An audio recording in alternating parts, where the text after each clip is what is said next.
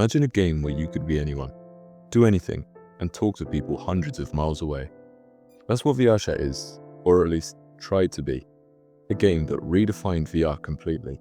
It changed the way people see the community, that allowed any two people to socialize with each other, regardless of age. It exposed people to the dark side of VR. It trapped people for so long that they started feeling what their avatar felt, like they'd not just joined their minds, but their bodies to the game. Today, I'm going to dive into the history of VRChat, looking into the highs, the lows, the community, and the eventual degenerate fall of VRChat. This video is part 1 of a 2-part series, so if you want to stick around and see part 2, where I cover the fall of the game, make sure to hit subscribe. And with that out of the way, 2014. Everything started in 2014. VR headsets were gaining more attention, with the first headset, the Oculus Rift DK1, or the DK1 so this video isn't an hour long, had been made a year before, and two people by the names Graham Gaylor and Jesse Georgery had co-founded a brand new game, VRChat. A virtual game where you could be anywhere, as anyone, from the comfort of your home, had always just been a fantasy. But people didn't know that in the following decade, this would become a dark reality. VRChat's concept was simple. You create an avatar and join a world, either created by you or someone else, and then you chat. At the time, the game only had a handful of dedicated players, because the whole premise of VR back in 2014 would have costed a new mortgage to buy. Although being available on desktop, it was...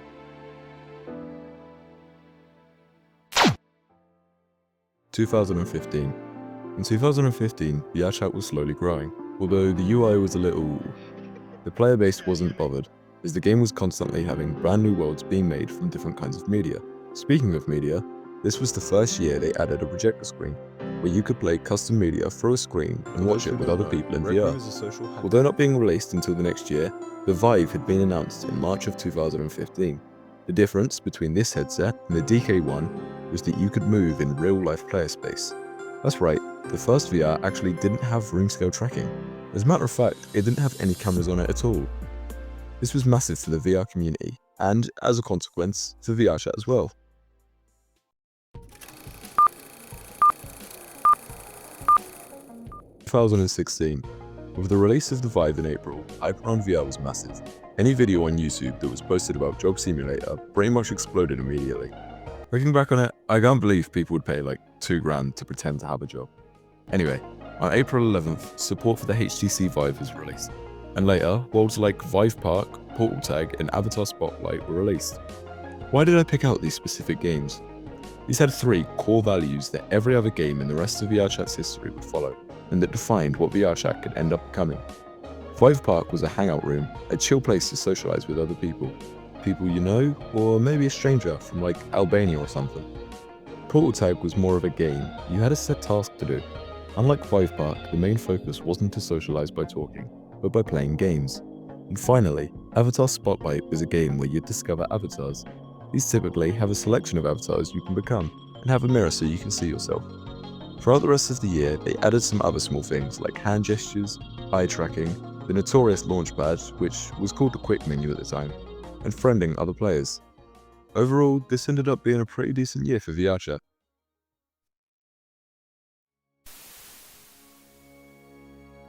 2017. As soon as the year had started, well, actually, it was in February, VRChat had released on Steam.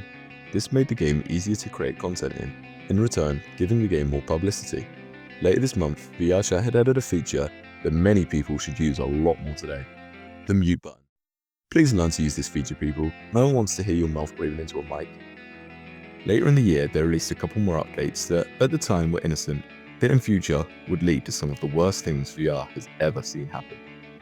These were private instances, released on April 13th, allowing people to create rooms only friends or invited people could join.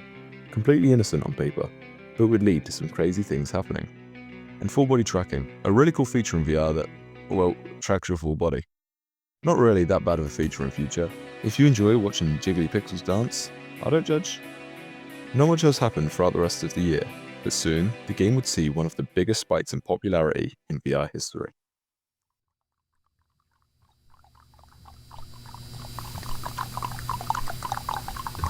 Do you know the way? Dear God, make it stop! If you're blessed enough to have never heard this meme before, it's known as the Uganda Knuckles meme, where this weird-looking version of Knuckles from Sonic runs around and says, in a mock African accent while spitting and making clicking noises. Looking back on it, this meme was racist as fuck. It originated in August 2016, where a YouTuber by the name Vive uploaded a YouTube video where he acted as an African gangster, saying lines like, and on February 2017, a YouTuber by the name of Greg Zilla uploaded one singular second clip, 4 frames, of what is known today as Uganda Knuckles. These two memes at the time had collided, a crossover that had put Marvel's multiverse shit to shame. And finally, on January 1st, 2018, a VRChat video called Do You Know The Way was uploaded, and within 2 days, got 199,000 views. You know who else should get that many views? This humble, sexy, amazing, humble, funny, attractive, humble guy. Because YouTube stats tells me only 0.7% of people who watch my videos are subscribed. Is it because the quality of my videos are dog shit? No! Seriously, though, these videos take an insane amount of time to make. I would appreciate any kind of support you could show me. If this video does well, I'll make more like this in future. And a big thank you to the insane support on my last video. If you enjoyed this video, consider checking that one out. Anyway, back to the video. There was no problematic cases I could find in the community back in 2018. Everyone just enjoyed the game. Having a common interest, being hanging out in VR, no one had a reason to hate each other. And throughout the year, more boring updates happened. The safety feature was added, the camera was added, the camera V2 was... Oh, that didn't take long. You could now favorite worlds and see your recently visited worlds. A certain orange man triggers a trade war claiming, I want more tariff. How did that get in the script? In the game's playbase, although spiking at 20,000 consecutive players, averaged about 9,000 consecutive players throughout the year. And that about wraps up 2018. Overall, an amazing year for not just VRChat, but VR as a whole. As a matter of fact, for the whole internet... Yeah, it's rewind time. Never mind.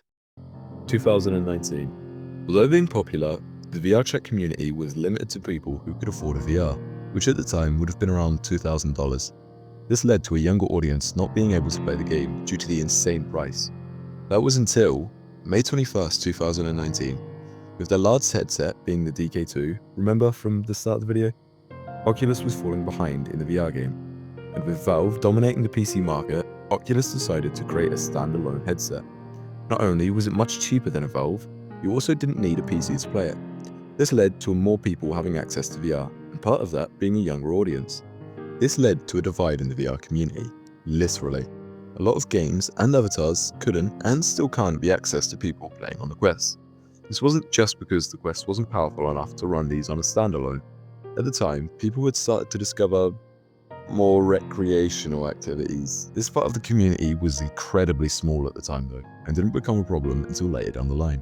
Overall, 2019 wasn't the worst year. In fact, statistically, it did much better than 2018, hitting another peak of 28,000 consecutive players and averaging about 10,000 consecutive players every month. 2020. Something happened in 2020 that made people more inclined to VR. Originally, people played games like Job Simulator, not because they enjoyed working, but because they enjoyed doing stuff they can't do in real life. And in 2020, one of the most basic human needs was stripped from them. Socialization, the action or practice of participating in social activities or mixing socially with others. Now don't get me wrong, I'd love to keep making this, but it's already taken 16 hours alone to edit. If you want to see the degenerate fall of the game, make sure to hit that subscribe button so you don't miss a thing. Thank you all so much for understanding. As much as I'd love to make this one big video, it'd be way easier for me to make it into 2. Thank you all for watching, and I'll see you in part 2.